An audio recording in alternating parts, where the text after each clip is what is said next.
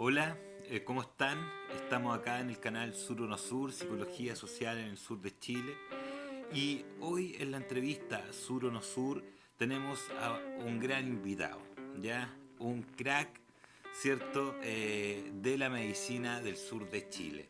¿Mm? También un amigo, ¿ya? Augusto Matamala Bez Malinovic, ¿ya? Quien es bachiller en Ciencias Sociales del USACH, ya médico cirujano del USACH, ha estado como médico general de zona, ¿cierto? En Chaitén estuvo ahí durante 4 años, ya ejerció el cargo de subdirector del hospital de Chaitén durante 3 años y actualmente se encuentra en el hospital de Futalufú desarrollando labores médicas. ¿Mm? Bueno, sin más preámbulos, vamos a la entrevista con Augusto.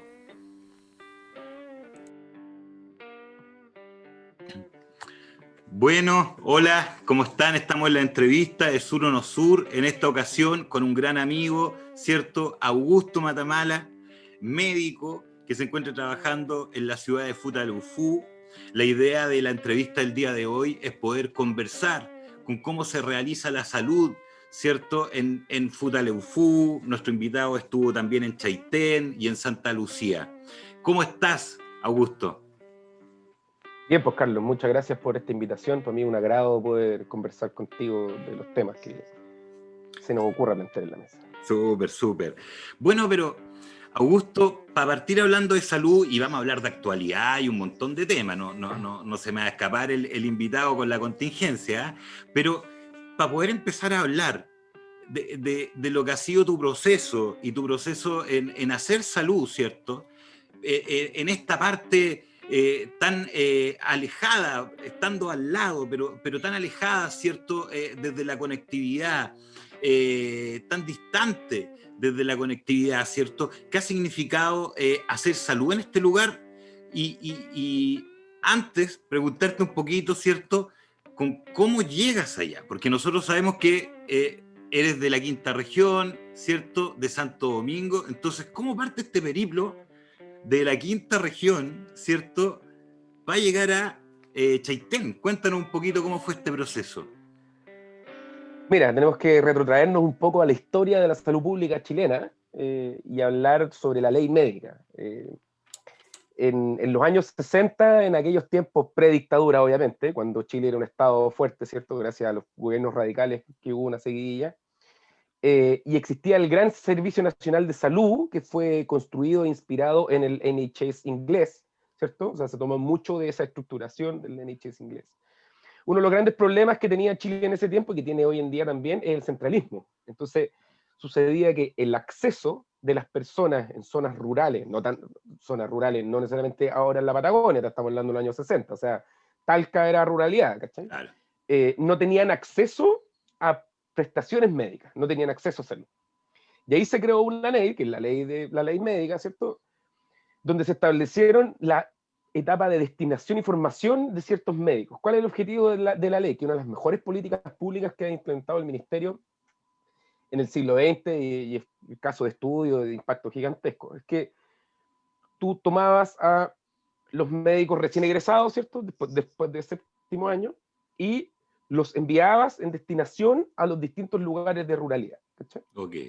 Eso se hace en distintos países, se hace en Ecuador, se hace en Argentina, pero en esos países se obliga a los médicos, ¿cachai?, a ir un año a trabajar, siempre antes como de salir, ¿cierto?, de ganar el cartón, y después de eso pueden titularse. ¿Cuál es el problema de eso? Que genera una rotación altísima de profesionales, no se puede generar relación con la comunidad en la cual está ahí, etcétera, etcétera. Entonces, al final, esta ley lo que hizo fue establecer este proceso de destinación, pero es un proceso voluntario, es un proceso de postulaciones, ¿cachai? Tú salías hasta el día de hoy, salís de séptimo año, y tú Ujú. postuláis al ministerio, tiráis una carpeta con un puntaje específico, con tus notas, ayudantías, eh, trabajos de investigación, cursos, etcétera, Historia del etcétera. alumno.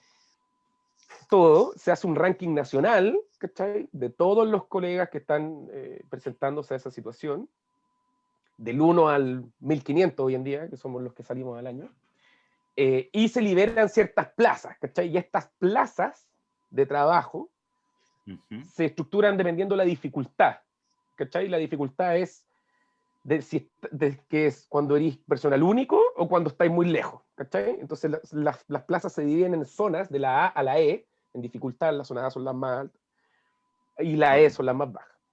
Nosotros aquí en Futalufú, la Principal estamos en zona A, el Chaitén también.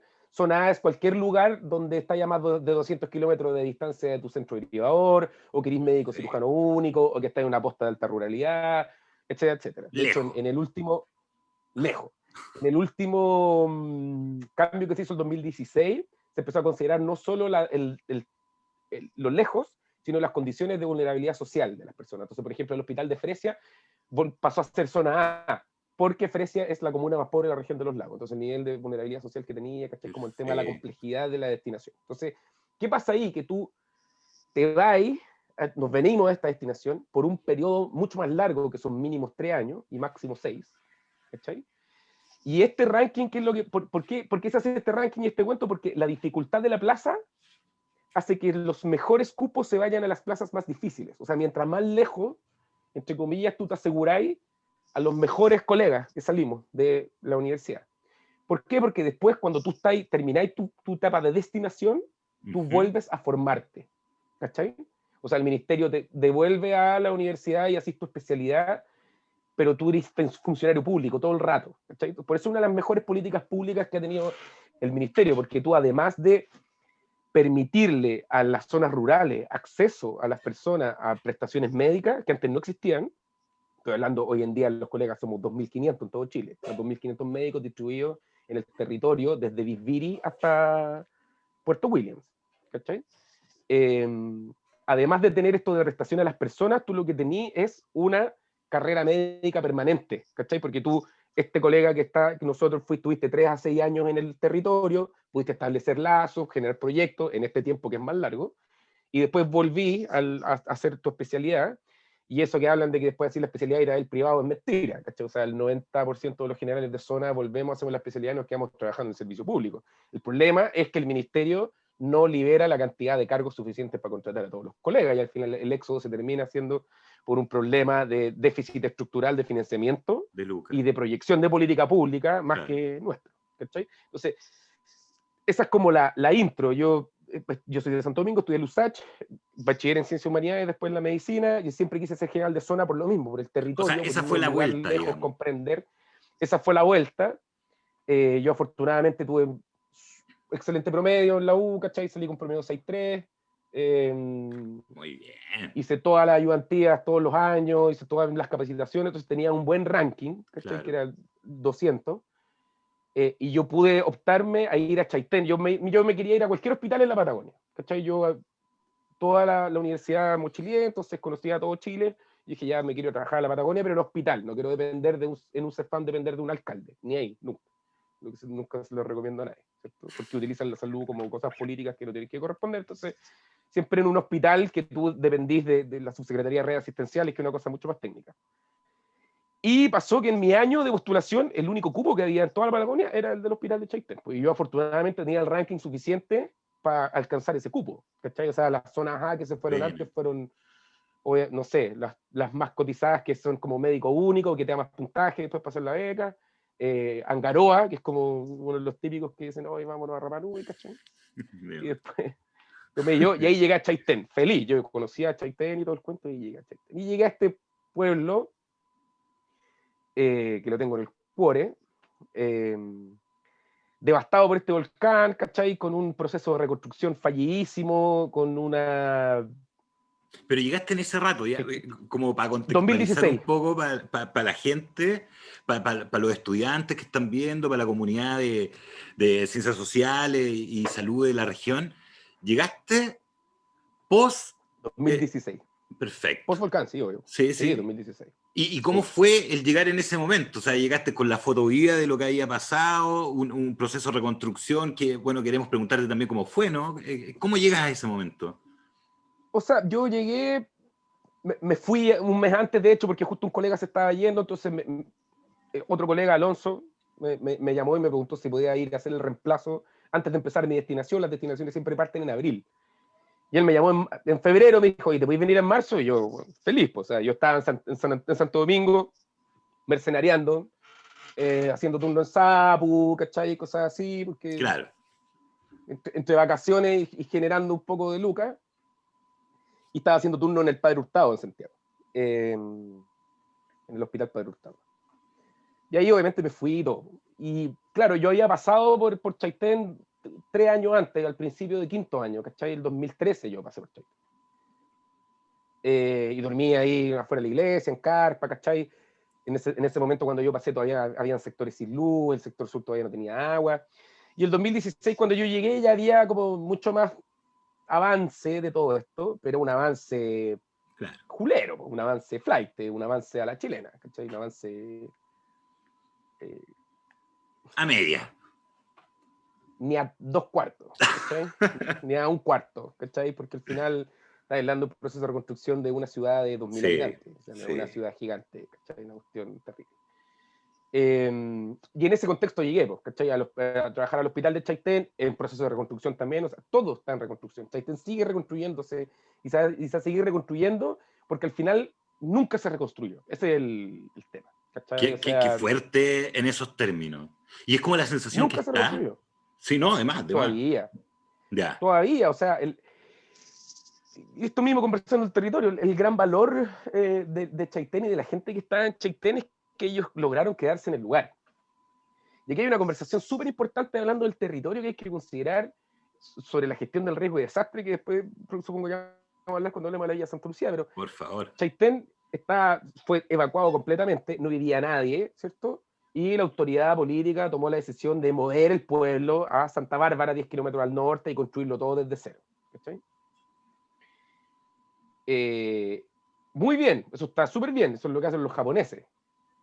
Pero la literatura actual demuestra que tú en los procesos de choque y rehabilitación en la gestión de riesgo y desastre, cuando tú tenías negado y cosas así, tú tenías 2 semanas. 2 semanas para reubicar a las personas. Ese es tu punto crítico de mayor efectividad, ¿cachai? Y obviamente nadie construye una ciudad nueva en 2 semanas. Nunca, ¿cachai? Entonces, se gestionó muy bien para lo poco que se sabía en ese tiempo. Tenés que pensar que antes de la erupción del volcán Chaitén no existía el Observatorio de Volcanes de Serna-Geomín. De más. O sea, Chaitén fue el evento geológico que generó un departamento propio de Serna-Geomín que empezó a ver los volcanes, porque chuta, hizo erupción un volcán al lado de una ciudad que tuviste que evacuar a todo el mundo, ¿cachai? Y ahí recién se empezó a medir, ¿cachai?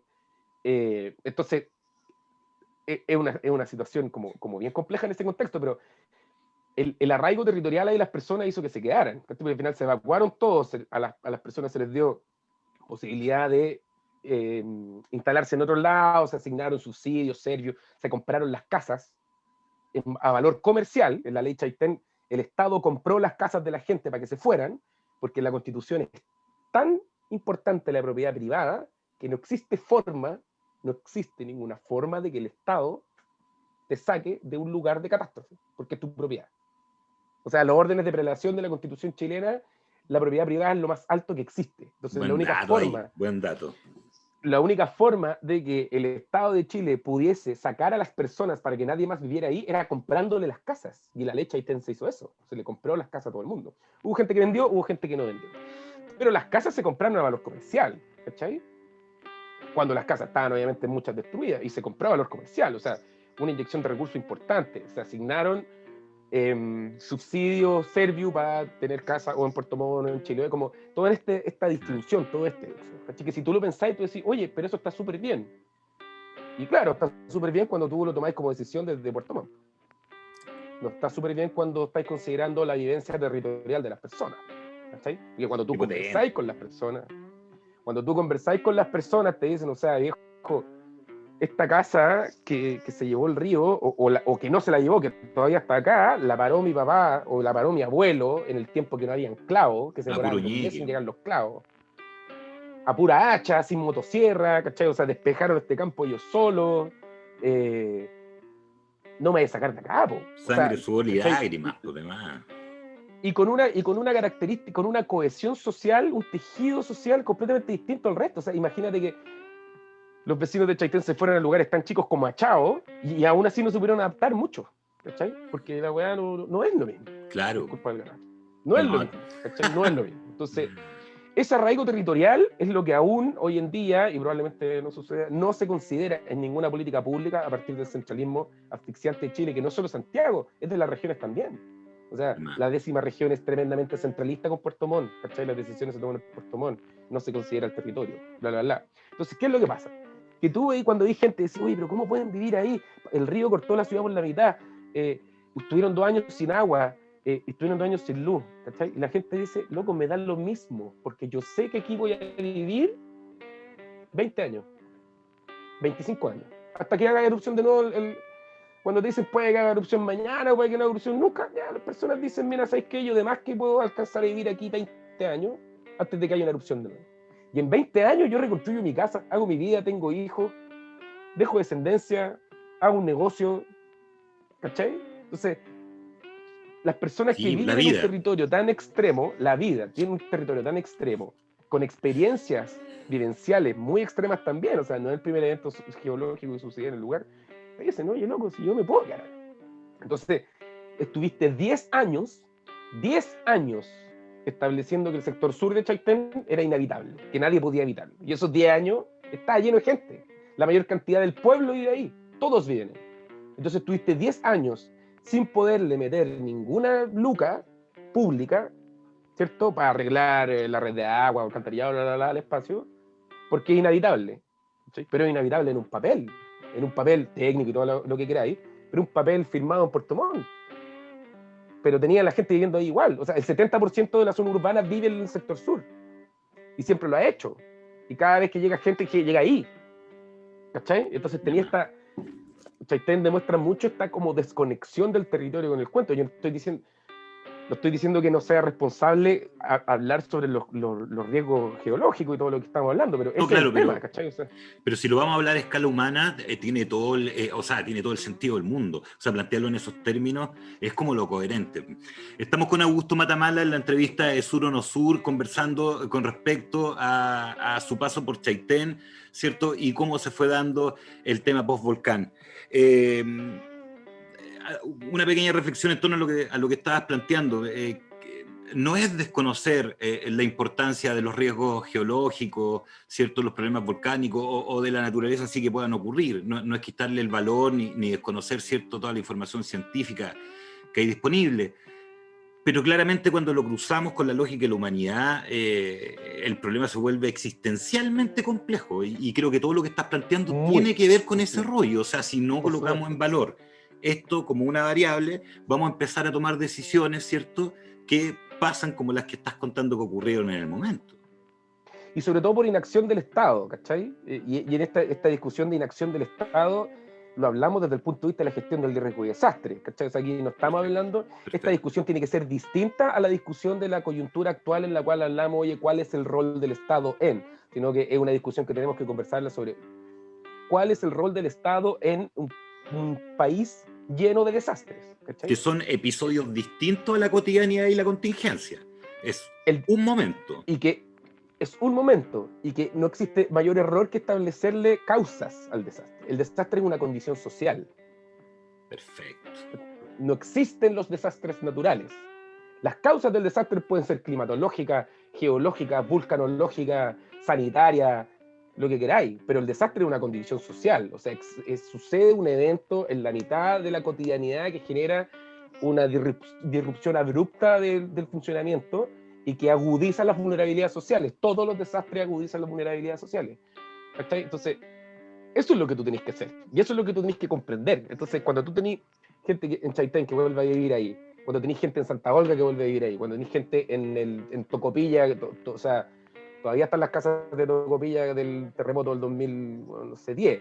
El tema de las lluvias de hoy día en Santiago que están dejando la escoba en el Alto Maipo, ¿cierto?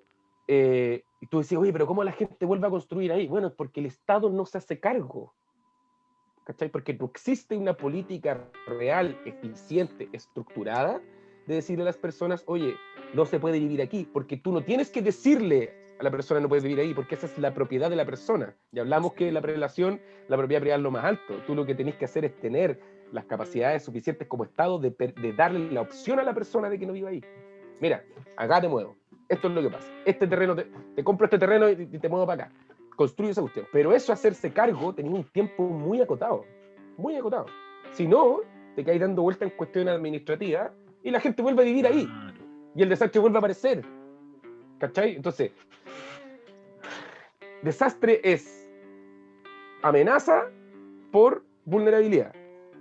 La amenaza, el riesgo en verdad, pero amenaza por vulnerabilidad igual riesgo de desastre. La amenaza no es modificable. O sea, yo no puedo mover el volcán. Claro. Yo no puedo mover la quebrada, ¿cierto? La torta de Santa Lucía va a seguir ahí, digamos. Exactamente. Pero sí puedo trabajar en la vulnerabilidad. La vulnerabilidad es lo que yo trabajo. Entonces, San José de Maipo, ¿qué hago? Bueno, hago una política pública de plantación de árboles para sostener los aluviones. En Chaitén, ¿cierto? Hago el enrocado del río, hago un dique para evitar las áreas, etcétera, etcétera. Entonces, eso es lo que se hace, eso es lo que hacen los países del primer mundo que tienen riesgos geológicos como nosotros, que son Japón e Islandia. ¿Cachai? Como hacerse cargo de eso, de ese nivel de obra pública. Tú decir, loco, yo no puedo, o sea, si tú empezás a decir a las personas en Chile que no pueden vivir porque la zona es de riesgo, reducir el lugar para vivir en Chile al 1% de la superficie. De más. El tema es cómo está gestionado, en definitiva. ¿Cómo? El tema es cómo está, por ejemplo, una amiga mía, la Lore, bueno, otras X que estuvieron en Valpo, ella vivió con un italiano que estaba haciendo y la tesis del colega era cómo construir establecimientos comerciales en el borde costero de material liviano, barato y rápido de parar, para que cuando se lo llevara la marejada en un mes estuviera funcionando, ¿no? ¿Cachai? En ese contexto, o sea, la marejada se lo va a llevar igual y no van a salir de ahí. Entonces, mira, hagamos construcciones con materialidad, con forma, con diseño, liviano, barato, simple, que se los va a llevar igual el agua, pero que tú recuperarte te va a significar un tercio de lo que te recuperas antes de, y te va a demorar un mes en volver a estar funcionando en tu actividad económica. ¿Cachai? Eso es lo que tú tienes que hacer. Esa es la orientación que tú tienes que darle a los procesos desde el punto de vista. ¿Cachai? Y eso es política pública. Y eso es política pública, no, y da lo mismo si es un Estado subsidiario, neoliberal, eso es política pública de reducción de riesgo. ¿Cachai? Que no asumir depende tu territorio, necesariamente. Por supuesto, ¿cachai? Saberlo, o sea, los dunas, los humedales, ponte tú, la importancia de los humedales que funcionan como esponja aguantando las inundaciones, hay un montón de cosas, ¿cachai? Que es lo que se tiene que hacer. Estamos con Augusto Matamala conversando con respecto a la gestión del riesgo, ¿cierto? La situación post-volcán en Chaitén. Y yo te quería llevar, Augusto, a otro tema, ¿cierto? A otro tópico que es muy importante poder conversarlo contigo, Santa Lucía. Lo que ocurrió en Santa Lucía, bueno, nosotros tuvimos la oportunidad de conocernos allá en Santa Lucía, ¿cierto? Trabajar juntos en la escena misma de la catástrofe, ¿cierto? De lo que significó todo el desastre de Santa Lucía. ¿Cómo consideras que fue el abordaje de esa situación?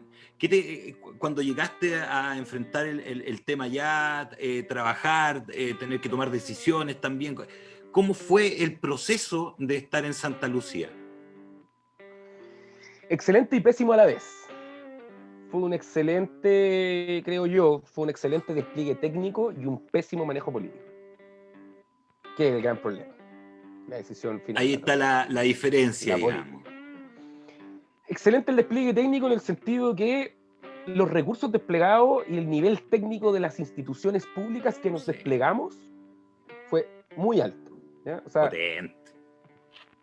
Y eso es gracias, por ejemplo, después del terremoto del 2010 se firmó el tratado internacional en que Chile se hacía cargo como Estado de prepararse. Entonces la ONEMI dejó de ser una oficina con una secretaria a transformarse en una unidad que tiene un director regional, que tiene funcionarios, ¿cierto? Que tiene comunicación todo el rato, a activar el sistema de protección civil y todas las cosas. Entonces, el despliegue técnico en la villa fue muy bueno desde el punto de vista del apoyo militar, el apoyo de la Fuerza Aérea, los respondedores, ¿cierto? Los primeros respondedores siempre somos salud, bomberos, carabineros, ¿cierto? Las policías, Fuerzas Armadas, que son los que se despliegan inmediatamente para el desastre. Y después llegan las otras unidades. Pero, o sea, ese despliegue técnico fue, insisto, espectacular. O sea, Sólido. puente aéreo, helicóptero todo Sí. el tiempo, con Fuerza Aérea, desplegando las cosas. Nosotros estábamos ahí, ¿cierto? Con los recursos en la posta funcionando. Investigaciones también está hasta un helicóptero. Exacto, los grupos de rescate, de búsqueda de los húsares y bomberos, un espectáculo. Sí, un lujo. PDI hizo un trabajo gigante, o sea, toda esta información, estas capas en Google Earth, en el KNZ, que tenía 6, 7 capas diferentes de información superpuestas una sobre otra, definiendo los puntos de búsqueda a partir de el relato de cuándo habían visto a la persona y los metros de profundidad, y la dirección de hidráulica en 2 días tenía un mapeo nuevo de las corridas de agua. No, impresionante, yo recuerdo, sí. Y los geólogos de Serna Geomín caminando a pata al escarpe, ¿cierto? Al día siguiente, horas hasta arriba para ver las condiciones de materialidad, explicando todo. O sea, el despliegue técnico fue buenísimo, ¿cachai? La coordinación de ONEMI, la pega que hizo Vialidad en conjunto con el Cuerpo Militar del Trabajo, o sea, viejo. Notable, igual, sí. O sea, ¿te acordáis? Construyeron un camino, viejo, de 800 metros en 3 días, ¿cachai? 800 metros donde cabía compactado donde cabía un camión de ida y de vuelta, o sea, despliegue técnico espectacular. El despliegue político fue pésimo. Pésimo. El intendente viajaba a puro dar la cacha.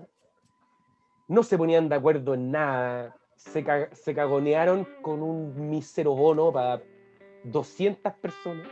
200 personas. Un bono. ¿Cachai? O sea, un bono de arriendo, un bono de gente sin casa. Un bono de arriendo, viejo. Un mes dilatando un bono de arriendo para 200 personas. ¿Qué daño le va a hacer eso al erario público? O sea, viajar el gobernador con seremis de, no sé, vivienda y otras cosas, a decir lo mismo semana tras semana tras semana, y los equipos técnicos ahí desplegados. Entonces, da lo mismo que el despliegue técnico sea bueno, porque al final la persona que vive un desastre está en una incertidumbre permanente, no tiene casa, no tiene lugar, no sabe si va a estar, si no puede estar, si se tiene que ir o no se tiene que ir, pudo haber fallecido un familiar, está evitando un duelo porque tiene que tomar decisiones, ¿cachai? Las personas y justamente son los equipos los que te resuelven el aquí y el ahora, pero es justamente la escena política la que te tiene que resolver la incertidumbre de lo que viene para adelante. Entonces, claro, ahí está la economía de la gente misma, digamos. ¿Dónde voy a vivir? ¿A qué colegio van a ir los cabros chicos? ¿Cachai? O sea, ¿cómo me puedo preocupar yo de cuidarme o de vivir el duelo de mi familiar fallecido o de reorganizar la cabeza si no puedo tomar decisiones porque no sé lo que va a pasar? Yo lo que necesito, además de información fidedigna y veraz en el momento, es que la acción política sea correcta y oportuna. Por eso siempre hemos dicho que nunca en los desastres el Estado se ha hecho cargo, porque no se hace cargo. Porque esa decisión política, que es a largo plazo, que implica recursos públicos, fuera del decreto de emergencia, que son los recursos desplegados, sino recursos públicos de, oye, te voy a mover de esta forma o de esta forma, nunca sucede. Y eso hace que esta experiencia en la villa tenga el dulce y agraz correspondiente. Nosotros tuvimos la oportunidad de trabajar con equipos técnicos altísimamente capacitados, con un montón de cosas, un aprendizaje, funcionamiento, redes y todo, que tú decís, oye, loco, o sea, qué bien que se ha mejorado, siempre hay mucho que mejorar, pero qué bien que se ha mejorado desde el 2010 hasta el 2017, ¿cierto? El sistema de protección civil y de despliegue en desastre. Pero no se ha mejorado nada. ¿Cuál va a ser la decisión política que hay? Porque no hay una política nacional de desastres real. Y ese es uno de los problemas, por ejemplo, de la misma ONEMI, y que por eso después lo conversábamos en seminario y todos con Cristóbal Mena, que es el subdirector de ONEMI nacional, que es lo que se está buscando, crear el Servicio Nacional de Emergencia. ¿Sí? Porque el problema de la ONEMI, que es una oficina que depende de un ministerio que no tiene potestad para nada. Entonces da lo mismo. Claro. Si la municipalidad no tiene plan de riesgo, da lo mismo. Si la provincia no tiene plan de riesgo, da lo mismo. Más que mandar un correo de la ONEMI, ¿cachai? No existen sanciones, no existe nada porque ONEMI no puede ser, porque no tiene esa jerarquía. Y eso es lo que hay que darle a ONEMI, transformar en un servicio que pueda ordenar a todos los servicios públicos para abajo y decirle, oye, mira, esto es lo que se tiene que hacer, y que frente a una cosa, la decisión política sea, mira, ya, le corresponde la decisión política al gobierno regional, porque ahí están peleándose.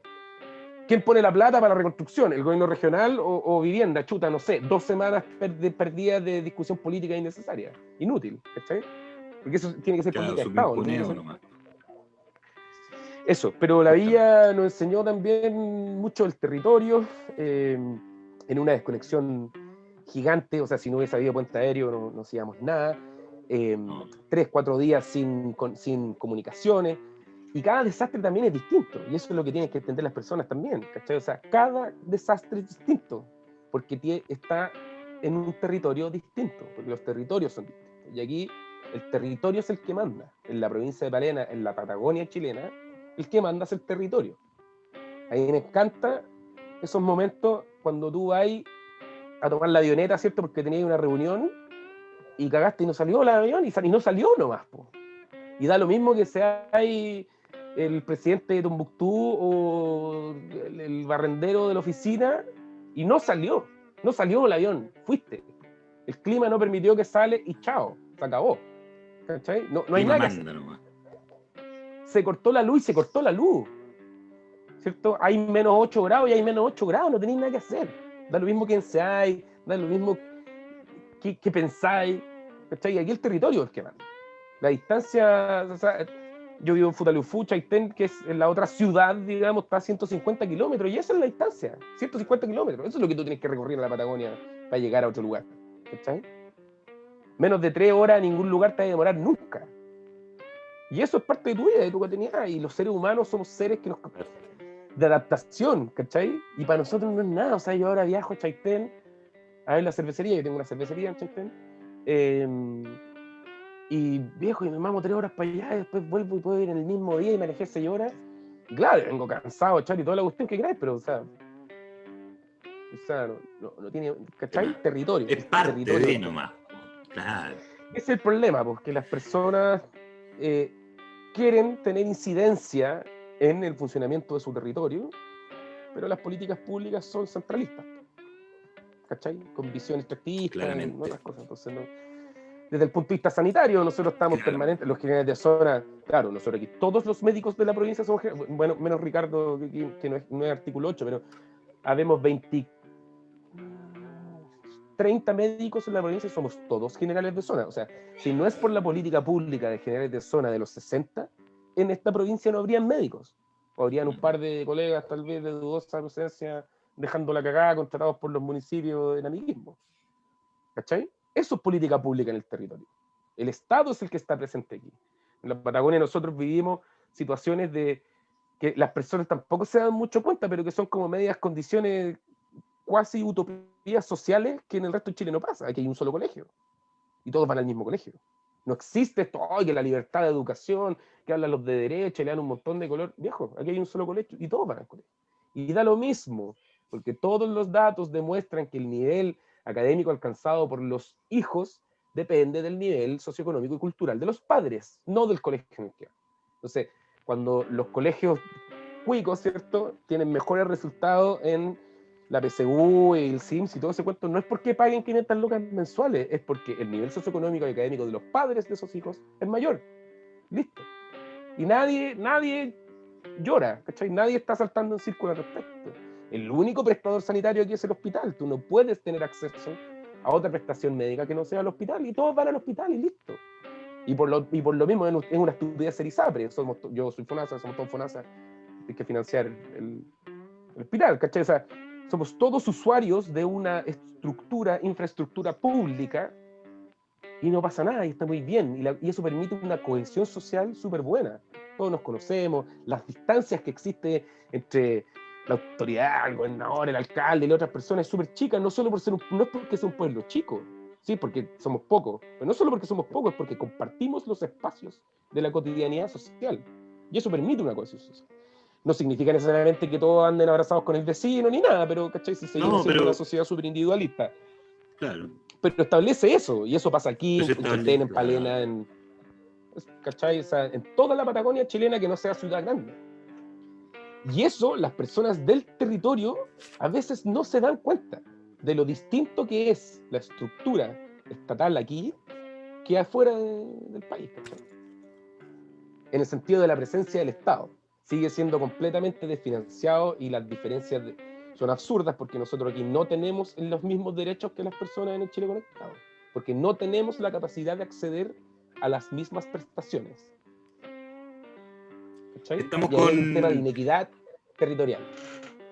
Estamos con Augusto Matamala conversando, ¿cierto?, con respecto a el sur, zona de Chaitén, Santa Lucía y Futa.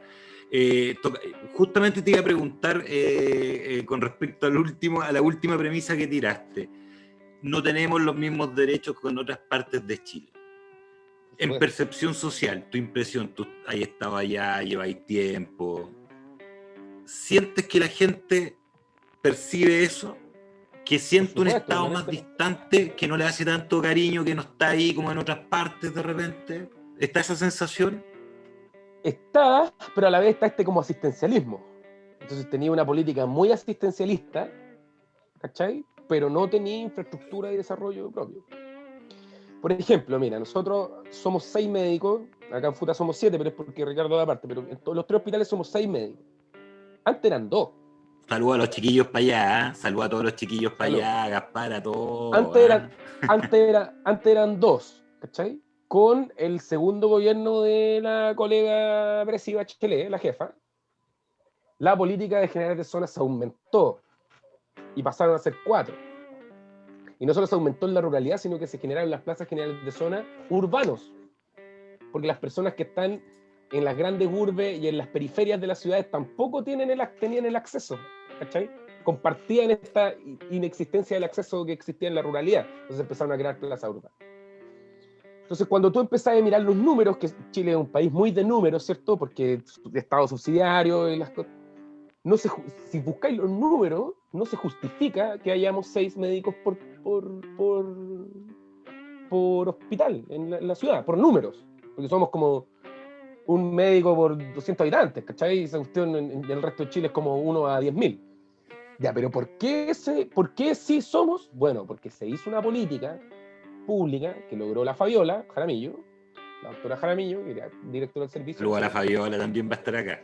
Saludos a la Fabiola, de inequidad territorial. Entonces nosotros somos 6 para poder tener un turno de residencia, para poder tener turno de 24 horas. Antes nosotros hacíamos turno de llamado. Entonces, éramos 2, éramos 3, trabajando una cantidad de días absurda al año. Nosotros trabajamos 44 horas, entonces el turno tú estás ahí como de llamado, ¿cachai? Y dabas prescripciones telefónicas si la cosa era leve y si era ya de una gravedad específica y tenías que ir al hospital y todo el cuento. Entonces, la justificación para nosotros ser 6 médicos fue esa, fue el territorio, ¿cachai? ¿Por qué las personas de la provincia de Palena no tienen el mismo derecho que el resto de las personas de Chile a tener una prestación médica 24 horas? ¿Cachai? Y eso es lo que tiene que ser, pues, así tiene que ser. Las políticas públicas en el territorio se tienen que justificar por la inequidad territorial, no por los números que mira un tecnócrata detrás de un escritorio en Santiago o Puerto Montt. ¿Cachai? Y está súper bien, y ahora nosotros hacemos turno y tenéis un médico 24 horas. Bueno, igual tenéis que irte en avioneta o helicóptero a Puerto Montt, ¿cierto? Los temas de las complejidades y todo eso es otra cosa, pero ya tenéis turno médico 24 horas desde el 2017, antes no existía. 2017. Bien. 2018. O sea, encima, claro, para atrás, ¿qué pasó? Pues, claro, 2018. Claro. ¿Cachai? O sea, estáis hablando de cuántos años de diferencia. Según los datos del PNUD, nosotros en las provincias de alta ruralidad tenemos 30 años de diferencia de desarrollo. O sea, es como si viviéramos en el Chile de los 80, comparado con el resto de Chile. ¿Cachai? En eso del acceso a las prestaciones.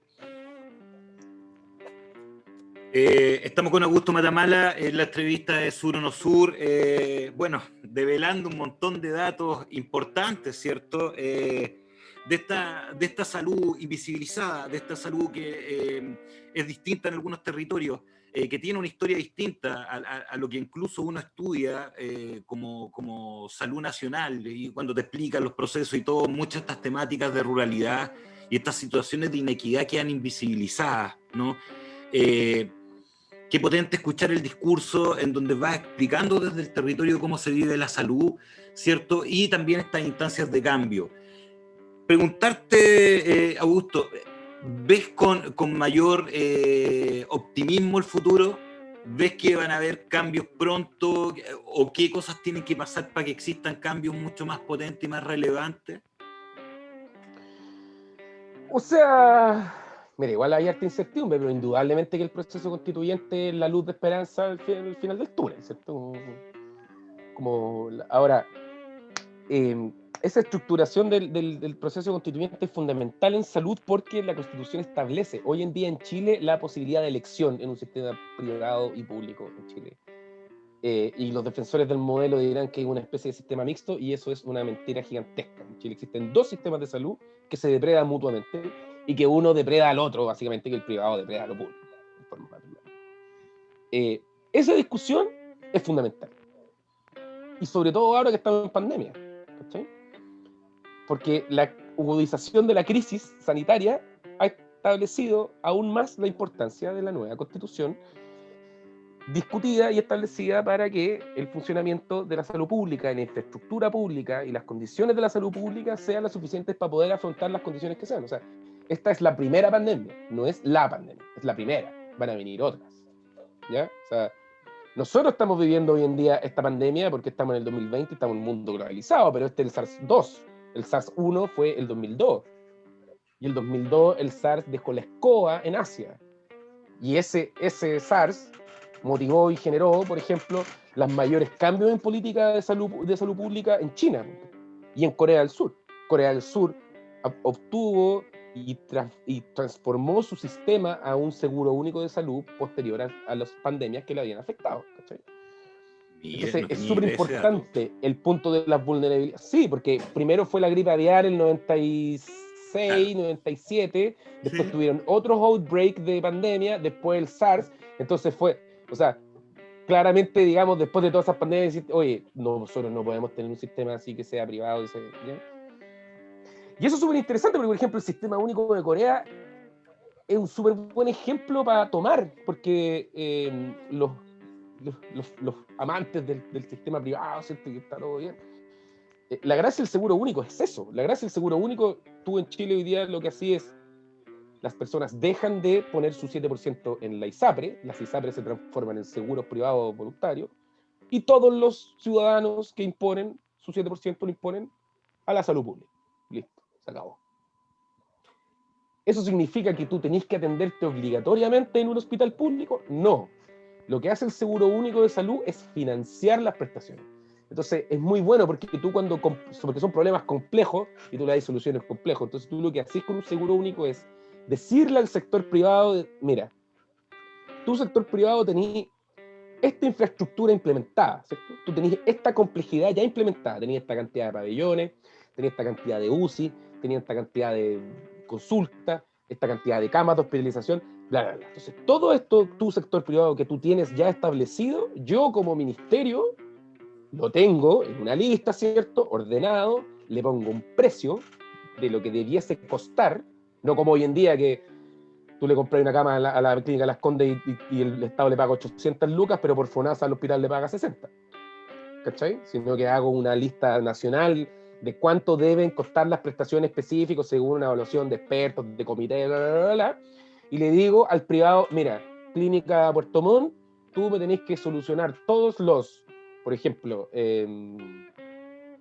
no sé, adenoides de cabros chicos,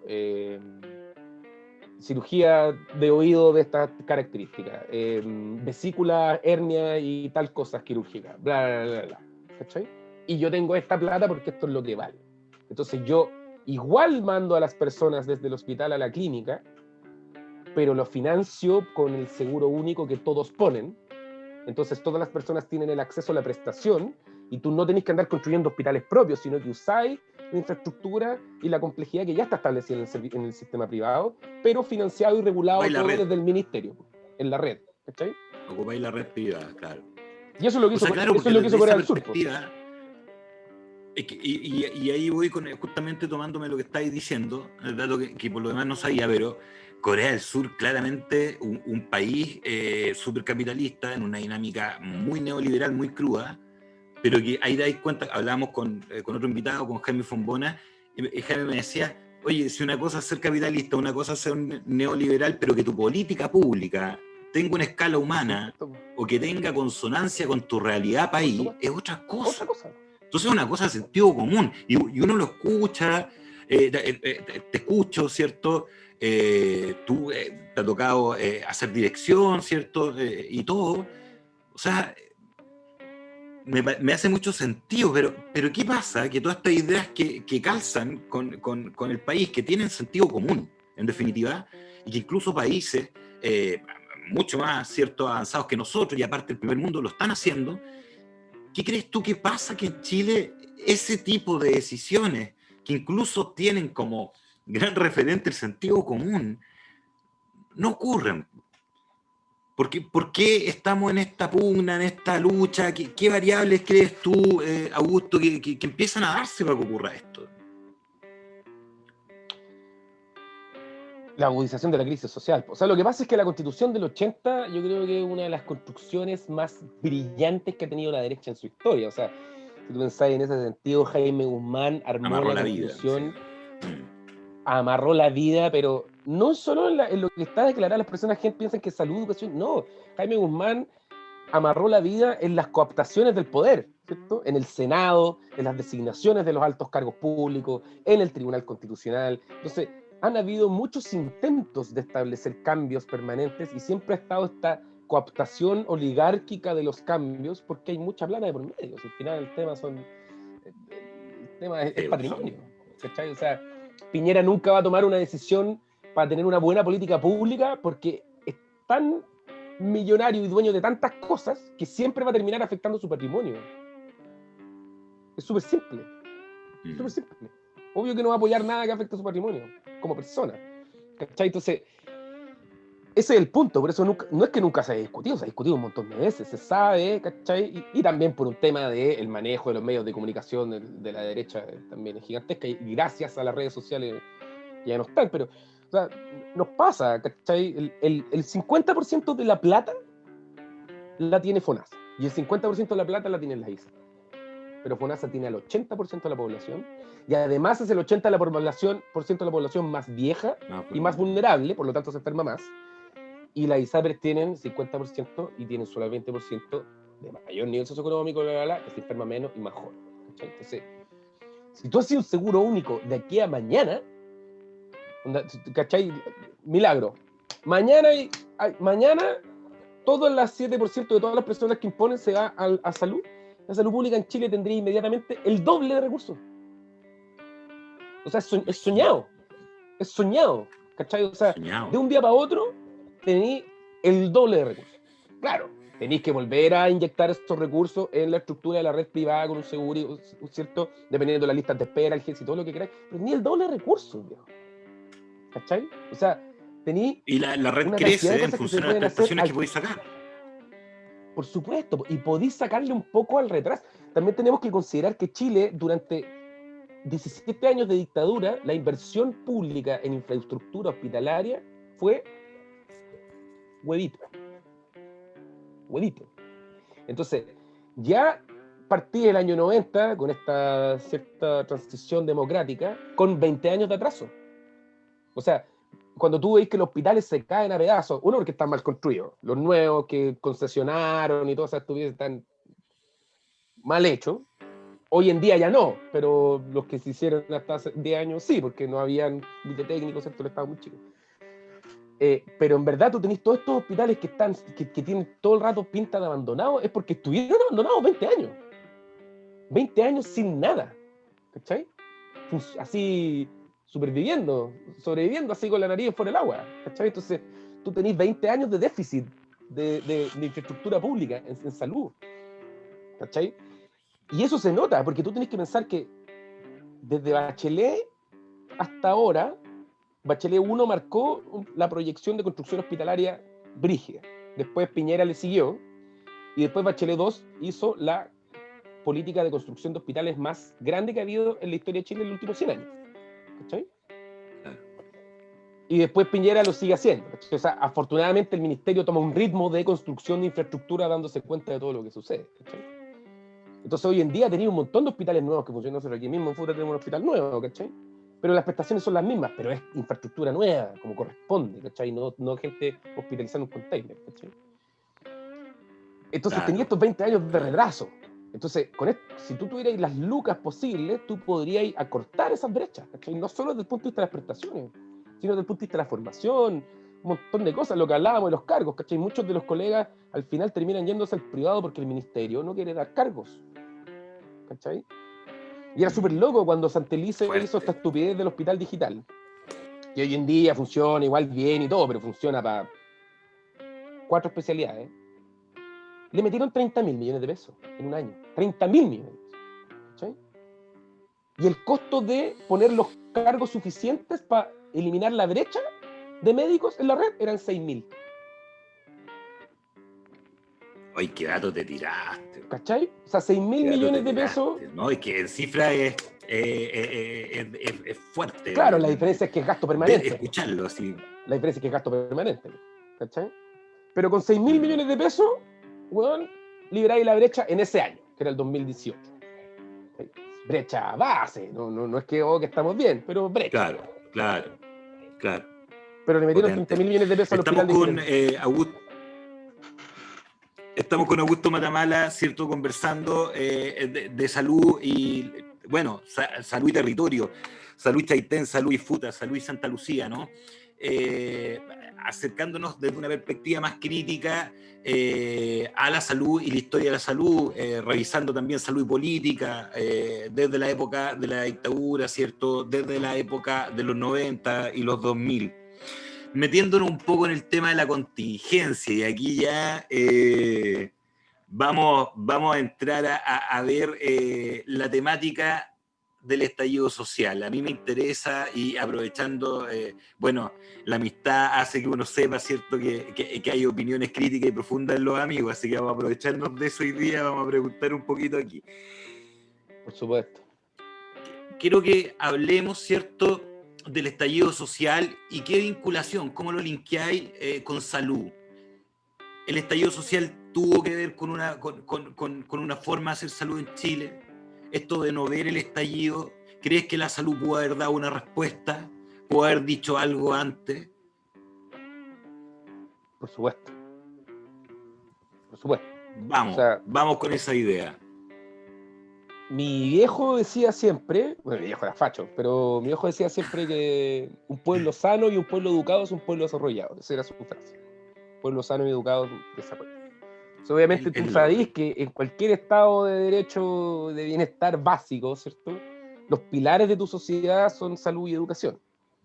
Y en esos pilares de la sociedad, salud y educación, si tú hubieses tenido cambios estructurales permanentes, progresivos, ¿cierto?, y proyectados hacia la ciudadanía, en salud y educación, solamente, sin tocar el agua, sin tocar medio ambiente, sin tocar muchas cosas, probablemente tú nunca habrías tenido el estallido social, pues nunca habrías acumulado tanta rabia, porque al final es una alienación completa, ¿cierto?, de las prestaciones del Estado, del Estado en sí mismo, de la construcción, del vivir, ¿cachai? Si al final somos todos el Estado, pues si somos personas que viven en una sociedad, el Estado es una forma de organización, no es un edificio, ¿cierto?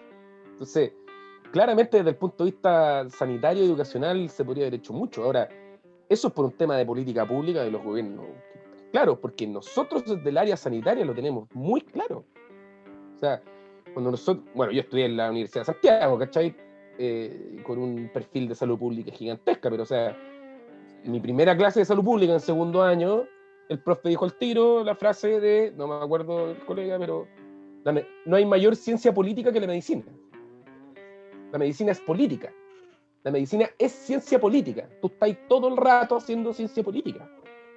Porque sí, tú estás utilizando tus conocimientos técnicos y todo el cuento para ver el avance de una enfermedad y todo lo que queráis. Pero todo es ciencia política porque la pobreza es factor de riesgo para la muerte y la enfermedad en todo el mundo. Porque las condiciones socioculturales del territorio en el cual tú estás ejerciendo la medicina corresponden a las patologías que tú estás teniendo, ¿cachai? O sea, estáis todo el tiempo porque estáis trabajando con personas. Entonces, no puede haber una ciencia política más prístina que en la que trabajáis con personas todo el rato. Que la existencia de O la sea, que, persona en sí es el producto de tu quehacer. ¿Cachai? qué Entonces, potente, qué sí, pues, potente, porque entonces en definitiva tiene que...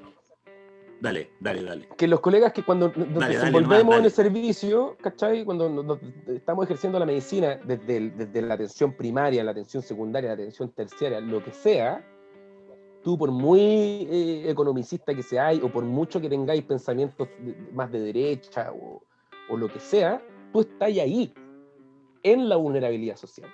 Entonces, la salud en sí, no solo desde la medicina, todos los profesionales de la salud, cuando trabajamos en el área de salud pública, no son los edificios de salud pública, sino en el área de la salud pública, tú estás permanentemente viendo la vulnerabilidad social del país en el cual estás inserto.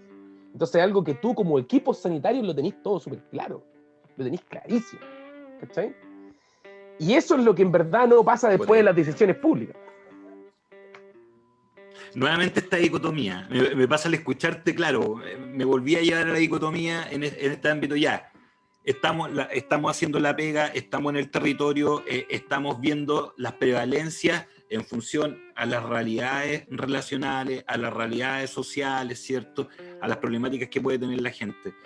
Pero pasamos de la pragmática, de la práctica, del hacer, ¿cierto? De este hacer esta medicina política, en donde estamos en el territorio y se están vinculando y todo, y esta dicotomía con toda esta otra medicina más administrativa o la salud mucho más administrativa, este plano de toma de decisiones, este plano de gabinete, y parece que ahí es donde se da en realidad el problema.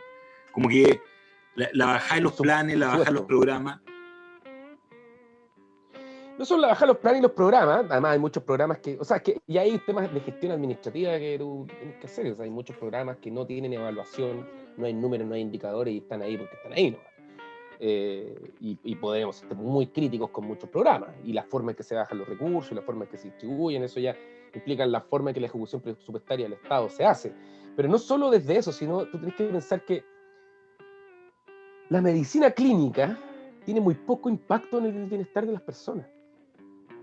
¿Cachai? O sea, cuando hablamos de salud pública, hablamos de política. Entonces, cuando yo te digo, mira, en verdad la mortalidad de esta población no mejora porque hayan más médicos o hayan más prestaciones, mejora porque hay alcantarillado, mejora porque hay agua potable, mejora porque hay aislación en las viviendas, mejora porque hay colegios, mejora porque hay comercio, mejora porque hay infraestructura pública en sociedad.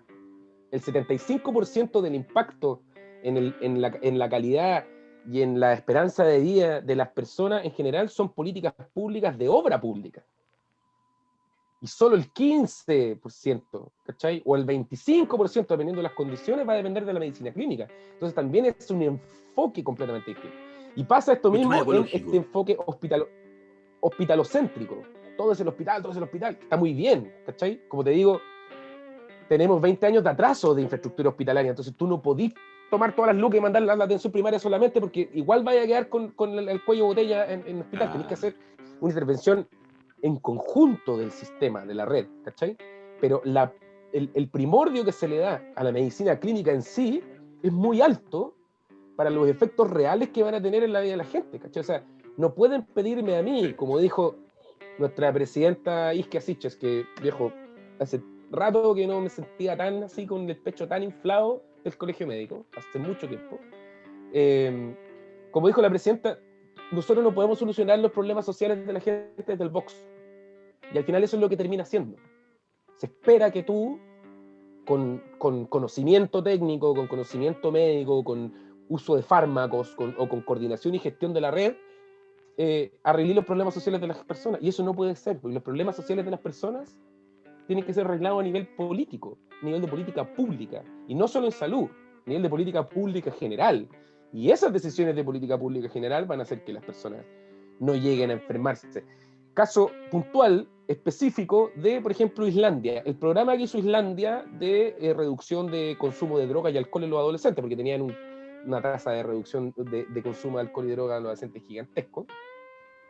y que Chadwick ahí en algún momento dijo, no, si vamos a hacer esto del Ministerio Interior. O sea, partamos con que la prevención del consumo de droga y cosas lo está haciendo el Ministerio Interior, que es el que maneja la seguridad pública. O sea, ya esa visión política es nefasta, no tiene ningún sentido, pero... Sí.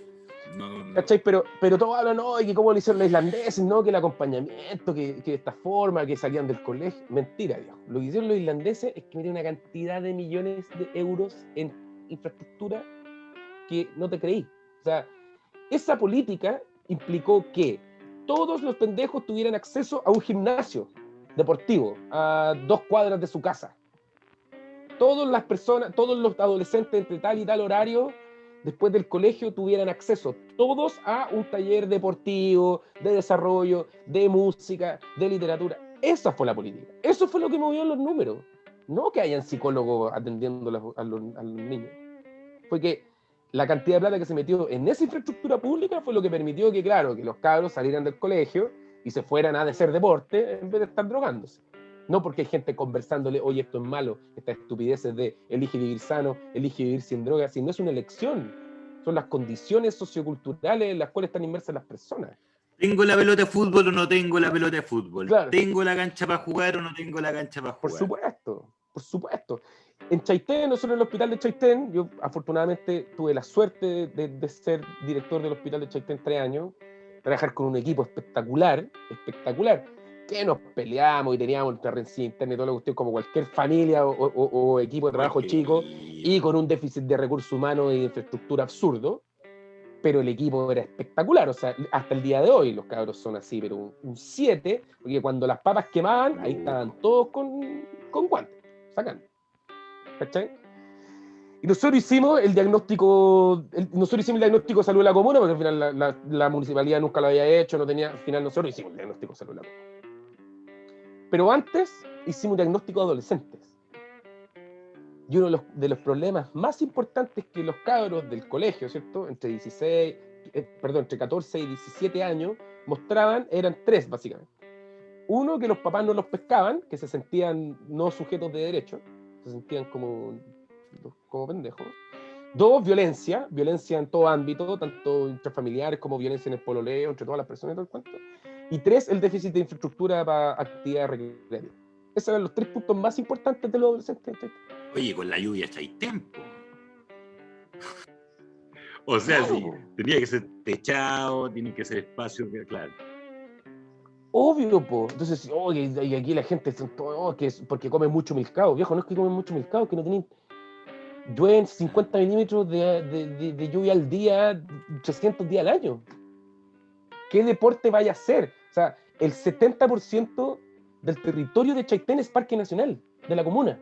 70% es parque nacional. Buen dato. ¿Y tú crees que está todo el mundo desplegado en los parques? No, y no es porque las personas no quieran ir, es porque está lloviendo, hace frío, son los tremendos temporales. Si tú querías tener actividades extraprogramáticas, tenés que tener infraestructura, ¿cachai? Tenés que tener infraestructura. Y obviamente los irlandeses, como Islandia está bien en el círculo polar ártico y de eventos meteorológicos, saben, obviamente la infraestructura fue lo principal para que ellos establecieran su política, sino qué sentido tenía. Bueno, seguimos con la entrevista, ¿cierto? A Augusto Matamala, en la entrevista Sur o no Sur, y ya entrando en la última parte de nuestra entrevista, ¿cierto? Vamos a indagar, consultar con respecto a la nueva Constitución. Augusto, con respecto a la escena de la nueva Constitución, ¿qué rol crees que debe cumplir la salud en esta nueva Constitución? ¿Qué mirada le debiéramos dar a la salud? ¿Por dónde debiera ir el tratamiento al concepto de salud en esta nueva Constitución para que exista una salud de mayor impacto en Chile? Mira, súper interesante la pregunta que me hacéis porque es compleja, y es profunda. Estamos claros y todos sabemos que la Constitución por sí misma no va a solucionar todos los problemas sociales de la gente, y eso es, de hecho, el argumento que usan los de la derecha y todo el cuento, que hablan en el rechazo y todo el cuento. Entonces, básicamente, los derechos sociales fundamentales tienen que estar establecidos en la Constitución, y ahí está el derecho a la salud, y hay como 2 puntos importantes tres puntos importantes que a mí como me gustaría conversar al respecto de la salud en la nueva Constitución. Uno, que efectivamente tiene que establecer el derecho a la salud base y todo el cuento pública con un funcionamiento, un financiamiento único, ¿cierto? Que es lo que estábamos hablando. Hoy en día la Constitución del 80 establece ahí en la Constitución que las personas pueden elegir en un sistema privado y eso tiene que acabarse. O sea, tiene que ser, la salud tiene que ser establecida como derecho fundamental, chao. Y lo que yo te decía, no necesariamente tiene que estar escrito ahí que todas las personas tienen que atenderse en el sistema público, sino que tiene que tener un financiamiento único, ¿cierto? Y el rol del sistema privado tiene que moverse a partir de una estructura de seguros opcionales que las personas que tienen más plata puedan acceder a ellos, si es que quieren acceder a hotelería, que al final eso es lo que hacen las clínicas, hotelería, ¿cierto? Estar en una pieza solo y ver cables, como es.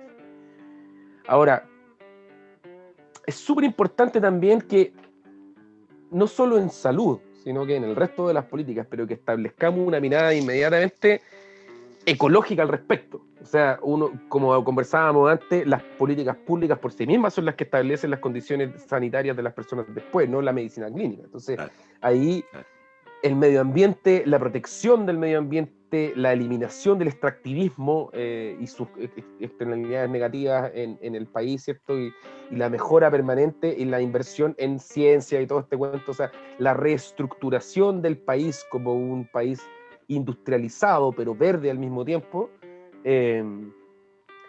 debiese ser un punto fundamental que va a permitir que, sin importar los distintos formatos de sistema sanitario que nosotros tengamos, podamos tener condiciones de salud mejor como sociedad. Y lo tercero, y creo que es lo más importante, es un tema de distribución del poder. El problema de la Constitución es distribución del poder. Nosotros la nueva Constitución tiene que permitir un sistema de distribución de poder suficiente para, uno, tener iniciativas legislativas populares, ¿cierto? Que las personas puedan juntar tanta cantidad mínima de firmas para un proyecto de ley y que se deba presentar. Dos, que no sea iniciativa exclusiva del Ejecutivo la presentación de proyectos de ley que impliquen recursos públicos, sino que todos los poderes del Estado puedan presentarlo. Y tres, obviamente, tener un sistema unicameral que permita una agilidad de los procesos legislativos, eliminando esta cooptación de poder del Senado y todas estas cosas. Me da lo mismo que sea un sistema presidencial o que sea un sistema parlamentario, eso ya es una discusión más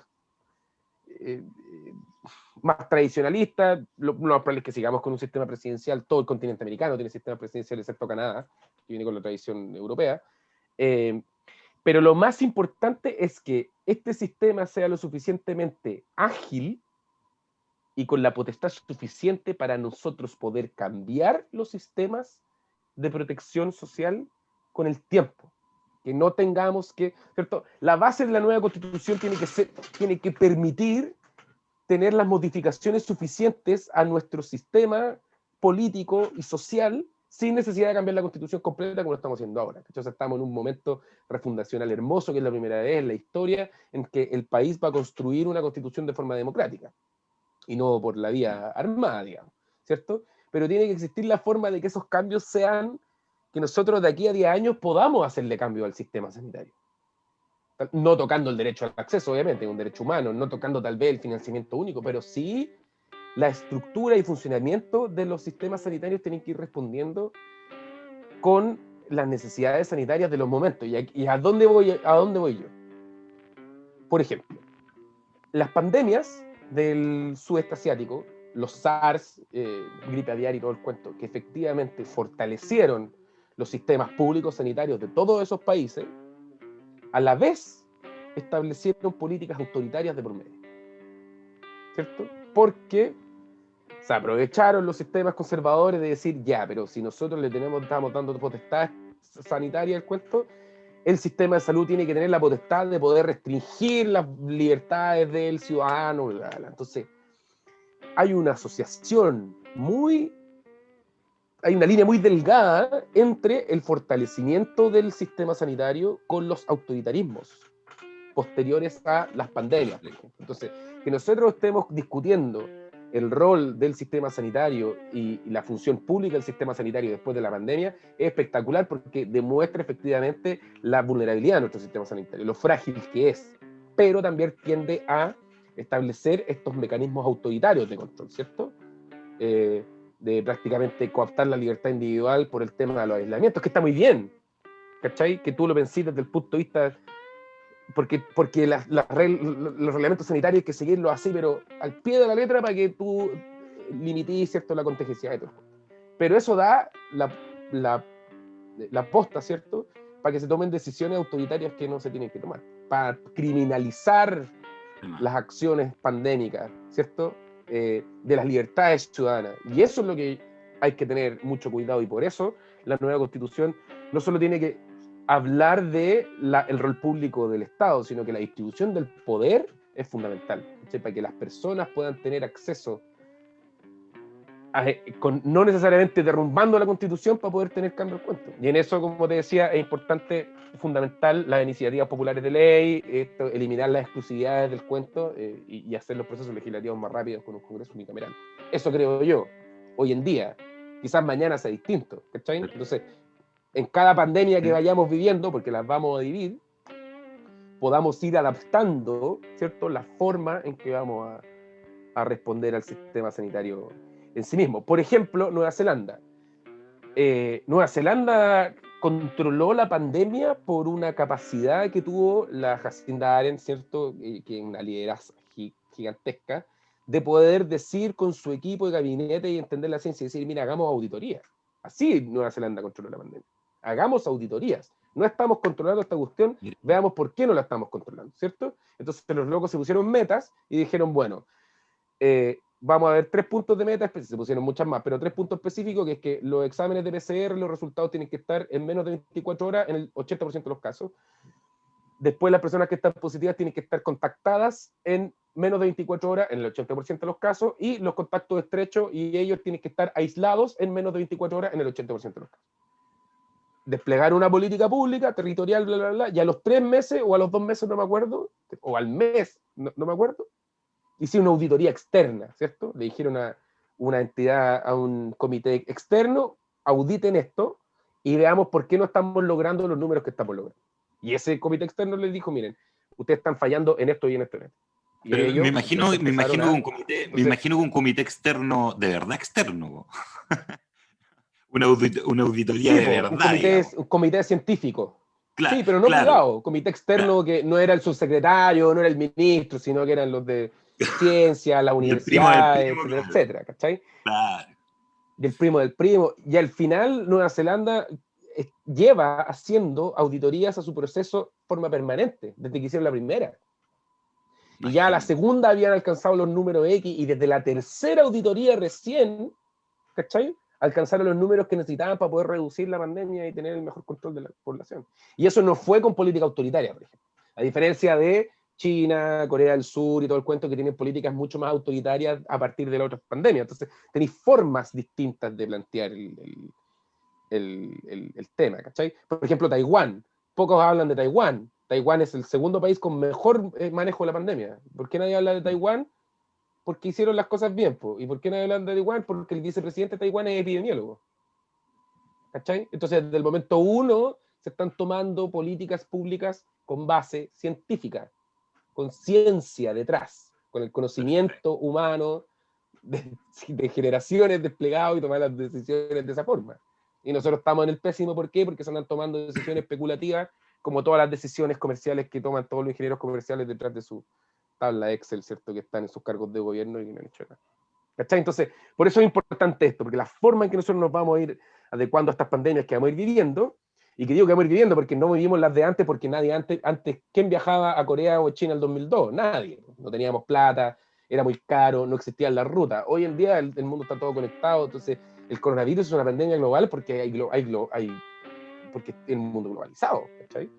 Porque el SARS del 2002 fue igual, pero se quedó ahí, ¿no?, en el continente asiático. Porque el MERS, que fue una variante del Medio Oriente terrible, con una mortalidad del 50% como el ANTA, ¿cachai? Pero se quedó en Arabia Saudita, ¿cierto?, y las zonas de Oriente Medio, porque tampoco tenían las conexiones. Pero pronto va a estallar otro, viejo. Y estamos todos conectados. Entonces, tienes que tener las condiciones para poder enfrentar esa cosa. Potente. Estamos con Augusto Matamala hablando de la salud, ¿cierto? Salud y territorio, y en este momento salud y contingencia en función a los cambios constitucionales. En función a esta nueva constitución y esta nueva escena de la salud, cuando me planteas, no necesitamos definiciones de salud tan rígidas, no necesitamos una salud que pareciera que fuera atemporal nuevamente, sino que una salud flexible, que pueda tomar decisiones, que tome decisiones según el episodio, según el evento estresor, ¿cierto? Para poder dar respuestas de mayor impacto. La dificultad en generar una política en salud no tan autoritaria, dejando participación y responsabilidad en los territorios, en la ciudadanía, en los equipos técnicos de salud. ¿Estamos muy lejos de eso? Desde un punto de vista personal, ¿qué impresión te genera en función al cambio constitucional? ¿Crees que los temas en salud debieran apuntar hacia ese lado? ¿Crees que hay gente que esté interesada en desarrollar estas nuevas ideas? Que me hace mucho sentido lo que estás diciendo. Es difícil porque no quieren soltar el poder, porque el tema de distribución del poder.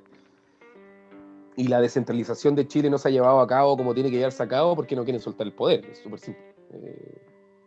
Eso es un tema de poder. No es de ideología ni nada, es poder. Y en eso la distribución del poder hacia el territorio es fundamental, no solo en salud, en todas las políticas públicas, salud, educación, justicia, etcétera, ¿cierto? O sea, el territorio tiene que ser capaz de tener una organización. Entonces, claro, no necesariamente las personas definir en todas las cosas, pero sí territorialmente nosotros podemos, o sea, la cuarentena de FUTA, nosotros estamos en fase 2 ahora, y eso fue definido por Santiago. O sea, ¿cuál es el sentido de que en Santiago se defina si las comunas, o sea, ni siquiera en la región, o sea, ¿cachai? O sea, ni siquiera el Ceremi regional el que nos está diciendo está ahí entrando. Claro. Por último, no, que te lo diga el Ceremi, es Santiago, ¿cachai? Y aquí en la provincia tú tenías una oficina provincial, tenías una jefa provincial del Ceremi, ¿cachai? Que es la Dani, y que hace una pega súper buena, con los pocos recursos que tiene, porque además Ceremi es así comparado con redes asistenciales, no tienen lucas, ¿cachai? Porque se le da tan poca importancia a la salud pública que no se financia Ceremi, las Ceremías, ¿cachai?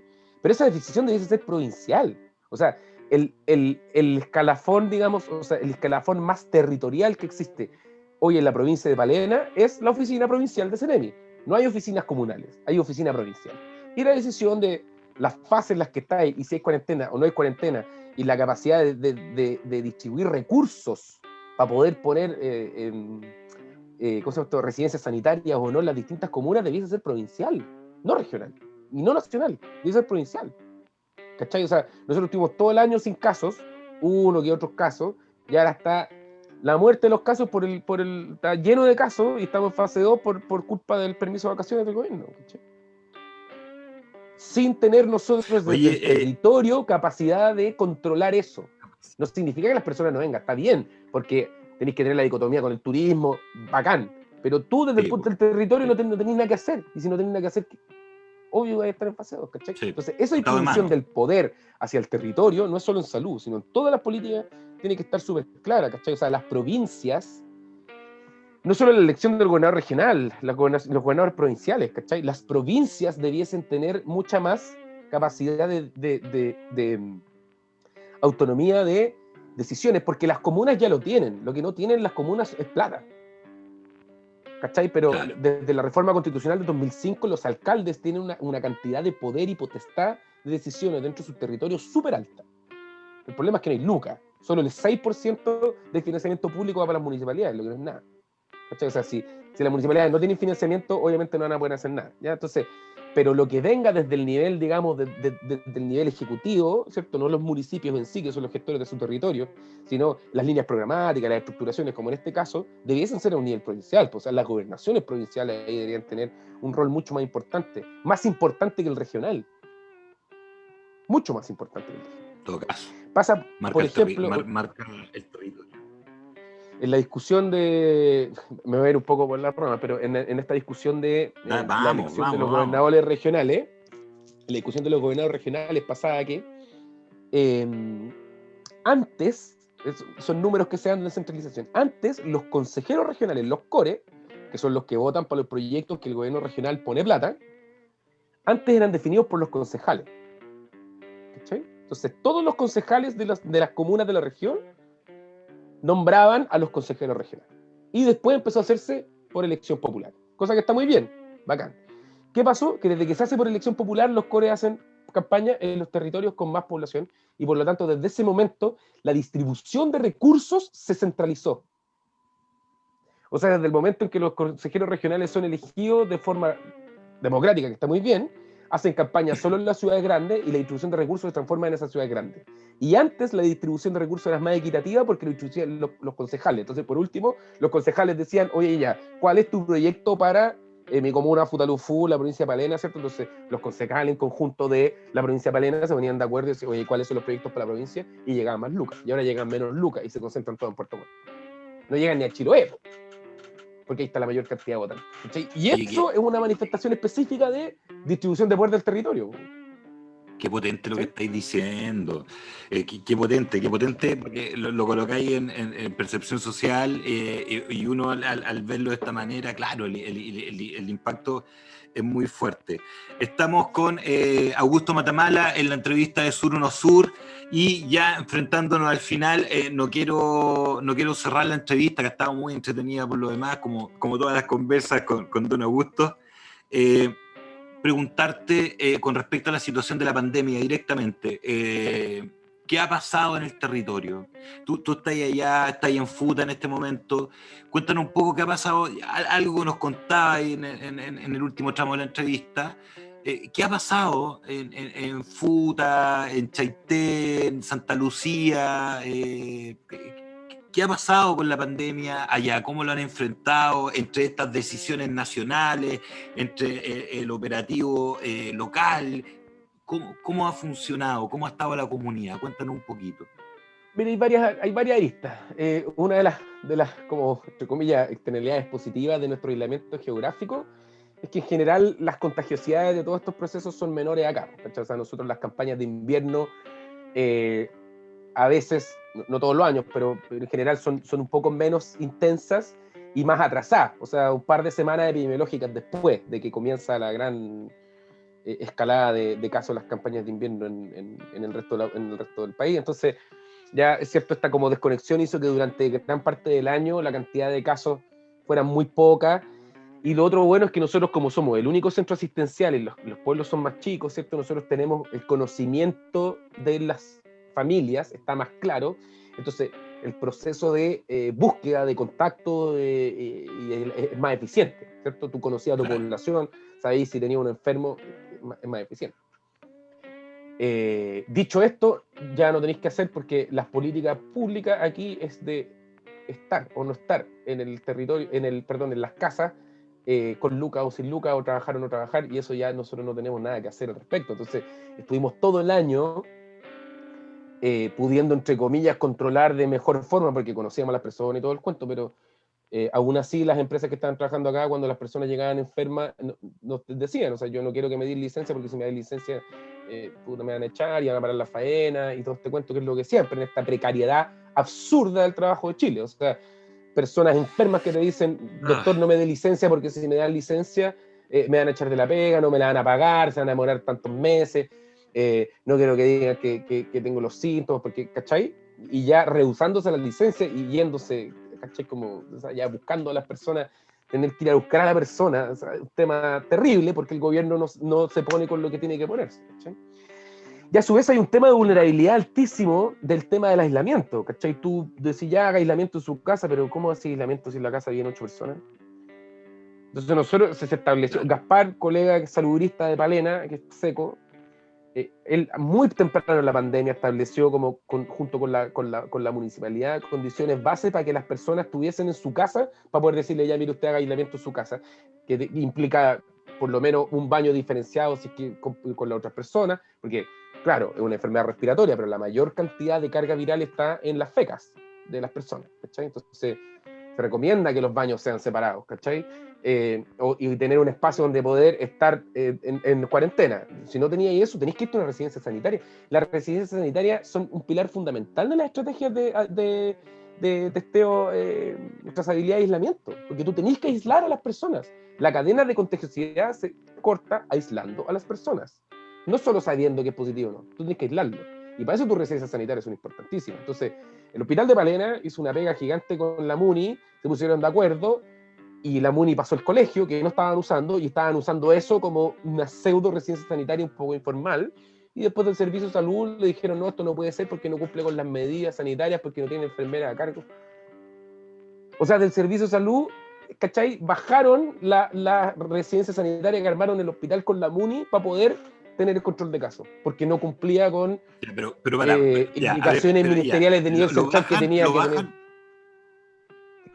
ya, pero lo bajan, disculpa que te corte la idea, pero Sí. está muy bueno el punto, pero lo bajan Y no hacen nada, po. y me pregunto, me pregunto, ¿y Palena qué otra infraestructura tiene para poder hacer una residencia sanitaria en la magnitud que podría haber sido con el... Ninguna. Y la norma técnica de la residencia sanitaria, que varían desde el Ministerio de Santiago, detrás de un escritorio, te exigía personal TENS, cuarto turno, una enfermera a cargo de la cuestión, visibilidad médica. O sea,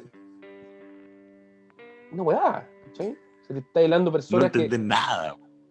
No, po, eso es no entender el territorio, ¿cachai? Aquí los cabros estaban haciendo una súper buena pega, estaba aislando gente, y la gente estaba sintomática, pero bien, po. Entonces, incluso habían establecido un sistema de autodetecta de presión parcial, de saturación de oxígeno, ¿cachai? Con unos portátiles. Entonces, evaluación médica en la mañana. Hola, ¿cómo está? Bien, ¿le cuesta respirar o no me cuesta respirar? Tómese la cuestión. ¿Cuánto satura? Tanto. Ah, perfecto, listo, estamos súper bien. No tenéis que tener una enfermera 24 horas para eso, ¿cachai? Una estupidez. Porque porque el porcentaje de personas que agravan y hacen la enfermedad grave es muy poca en comparación con la cantidad de personas que se van a contagiar. ¿Cachai? El problema es que tú estás en tu red esperando que lleguen los enfermos graves, y no, tú tenés que aislar a los que no están, tenés que cortar la cadena de contagio. Aislaste el sintomático, aislaste los contactos estrechos y se acabó, y lo aislaste, y de hecho hace rato, ayer se bajó la cuarentena de 14 a 11 días, pero hace más de 3 meses que la evidencia demuestra que una cuarentena de 7 días es igual de efectiva que una de 14. ¿Cachai? Que los porcentajes no te cambian, pero obviamente las consecuencias que tiene una persona aislada 7 días y otra 14 es muy alta. ¿Cachai? Entonces, bueno, no ha hecho nada con eso. No hay ninguna residencia sanitaria ni en Chaitén, ni en Futa, ni en Palena. Ahora recién estaban viendo una residencia sanitaria porque estamos en fase 2. Y nosotros, viejos, estábamos viendo las residencias sanitarias desde marzo. ¿Cachai? Aquí el Hotel El Barranco, los dueños del Hotel El Barranco ya han dicho, aquí está el hotel. Onda, úsenlo como residencia sanitaria, pero paguen ustedes el agua, la luz y todo el cuento. No pueden porque tienen que contratar y no hay plata para contratar gente. Ha sido pésimo. Entonces nosotros por el aislamiento hemos tenido la suerte, ¿cachai? De que no hemos tenido tantos casos, pero ahora hay como 30 o 40 casos por comuna. Y nada, pues, o sea, no tenéis donde aislar las personas, pues, ¿cachai? O sea, obviamente están en sus casas y esas personas van a contagiar a sus familias y van a tener que estar todos encerrados 14 días y chao, ¿cachai? Y ya la gente ya no está ni ahí cuando están encerrada, porque lo hay manejado tan mal la pandemia, que cómo hay que encerrar a las personas si es verano. ¿Cachai? O sea, tú el encierro, tú el aislamiento, tú toda esta pega la tenéis que hacer los primeros 4 o 5 meses de la pandemia, cuando las personas tenían miedo, cuando todos teníamos miedo, cuando andaban todos con la antena así, cuando andaban desinfectando las cosas en el mercado. Ahí tú tienes que aislar a las personas. Oye, aíslate, ya, aíslo. ¿Cachai? Pero ahora ya nadie pesca. Ya nadie pesca porque lo han manejado tan mal que me puedo contagiar en cualquier lado. Oye, y el riesgo de contagio ya es prácticamente el mismo. ¿Cachai? Entonces como, ¿y por qué si es verano y en vez de ir a tener un piquero tengo que estar en mi casa? Entonces es terrible, o sea, el manejo de la pandemia ha sido paupérrimo. Por mucho que se haya aumentado la capacidad asistencial y todo lo que queráis. O sea, tenía todo los equipos sanitarios al borde del burnout. ¿Cachai? Están todos quemadísimos. Han todos quemados los chiquillos. Tu carga asistencial ya está al 99% de nuevo, se quemó el San Borja y dejaste la cagada porque son 500 camas del hospital que ya no están funcionando porque el hospital se incendió. Entonces, 500 camas que tiraste el resto de la red de una, ¿cachai? Y la gente ya no está ahí. Tenía una comunicación de riesgos pésima. Pésima. Un año de comunicación de riesgos pésima, le han dicho todo el rato. Comuniquen bien el riesgo. No, que estamos mejor que Alemania, estamos mejor preparados que Inglaterra, que eso nos ha ido bien, que somos los mejores en los números de PCR. Entonces, ¿cómo esperáis parar la cadena de contagios si las personas están ni ahí? Y está bien que estén ni ahí. Yo también estoy ni ahí, ¿cachai? Yo escucho al ministro, no te la crees, chao. Estamos todos ni ahí. O sea, ya no tiene sentido. ¿Cachai? No, comunicación de riesgo, viejo. Es tan fácil como eso, o sea, tampoco necesitáis gastar tanta plata en eso, ¿cachai? Como comunica bien el tema. Para de hablar de cosas de día, o sea, llevan meses diciendo, loco, los fines de semana se informan menos casos. Esa información sale 2 días después. Entonces, todos los miércoles hay una baja en los casos. Para de hablar de los casos al día y habla en las semanas. Mira el gráfico de semanas, cómo vamos en la exponencialidad, ¿cachai? La epidemiología se habla por semanas epidemiológicas, por eso, porque tú no puedes depender de si habían o no habían casos, un día, ¿cachai? O sea, hay un montón de cosas que los epidemiólogos se dan cabezazos, llevan un año dándose cabezazos. ¿Por qué? Porque las decisiones las toman ingenieros comerciales detrás de una planilla Excel, amigos que no tienen idea de epidemiología, gente que ha estado solo en privado, que no tiene idea de gestión de salud pública, gente que no tiene idea del territorio, y nosotros estamos ahí poniéndole el pecho a las balas. Afortunadamente nosotros no hemos tenido ningún ventilado aquí, ¿cachai? Pero nosotros ya en mayo estábamos preparados para tener ventilado acá, en mayo, no en febrero, ¿cachai? En febrero, chao. O sea, no... La oportunidad se perdió. Fuerte. Entonces, eso, ¿cachai? A nosotros al territorio nos llegan los casos por las decisiones que se toman en Santiago, como en este caso el permiso de vacaciones, que era llegar y salir. Bueno, estamos con Augusto Matamala en la entrevista Sur o No Sur. Augusto, ya llegando al final, darte las gracias por tu disposición, por tu participación, por la buena onda siempre, viejo, por acompañarnos, ¿cierto? Durante esta entrevista con todo tu conocimiento, saber, ¿cierto? Y con datos duros, incluso desde el territorio, contándonos, ¿cierto? La realidad desde una mirada crítica, desde una medicina mucho más social y conectada con el territorio. Agradecerte y guárdame unas heladitas también para cuando se acabe esto, para ir para allá, de la fábrica de cerveza. Por supuesto, yo te agradezco a ti la invitación, para mí siempre... Bueno, nosotros nos conocemos, me gusta hablar, conversar y analizar todos los procesos en los cuales estamos viviendo. La crítica en la sociedad es fundamental. Siempre en la universidad con los chicos, ¿cierto? Nos costaba implicar a los de primer año, ¿cierto? La medicina, la gente que estudia medicina es el 1% superior de, ¿cachai? Ultra competitivo, intolerante al fracaso, bien individualista. Tenemos unas condiciones bien característica, y nosotros siempre con los colegas intentamos decirle, cabros, ustedes criticando el sistema en el que viven van a aprender mucho más que un libro de medicina. O sea, como que hay que comprender un poco la estructura en la cual estamos, bueno, y es parte de eso. Y bueno, viejo, cuando esté todo esto libre y se pueda mover, aparézcase por Chaitén. Cervecería Escarcha es la base de cultura cervecera en la Patagonia Norte. Nuestras ganas que las personas sepan de la cerveza, que hay mucho territorio en la cerveza también, como conversamos al principio, y hay una excelente forma de gustar el territorio a partir de una buena pilsen hecha en un lugar con sus condiciones propias, no solo por ser del lugar, sino hay un relato, hay un metarrelato que se cuenta a partir de cada sorbo. Entonces, será bienvenido, eso, Carlos. Y cuando, bueno, éxito aquí en Sur o No Sur, con todos los invitados y invitadas que tengan. Vi los videos, faltan mujeres en esta entrevista. No, vienen. Eso. Muchas gracias, compañero. Sí, estoy preocupado por la equidad de género. Por supuesto. Así que esta semana se nos vienen muchos hombres en esta entrevista. Sí, está demasiado pasado hombre, todo. Sí. Así que hay que preocuparse. Bueno, darte las gracias por tu participación. Me imagino que esta no va a ser la última entrevista que vamos a tener, así que felices de tener nuevamente como invitado a Augusto Matamala. Y bueno, a ustedes también, ¿cierto? Darle las gracias por la disposición, por escuchar y ver el canal, ¿cierto? Y mantenerse siempre al tanto de las entrevistas que estamos subiendo. Recuerden darle like. Esto es Sur o No Sur, Psicología Social desde el sur de Chile. Un abrazo grande, nos vemos, que estén muy bien. Chau, chau, éxito.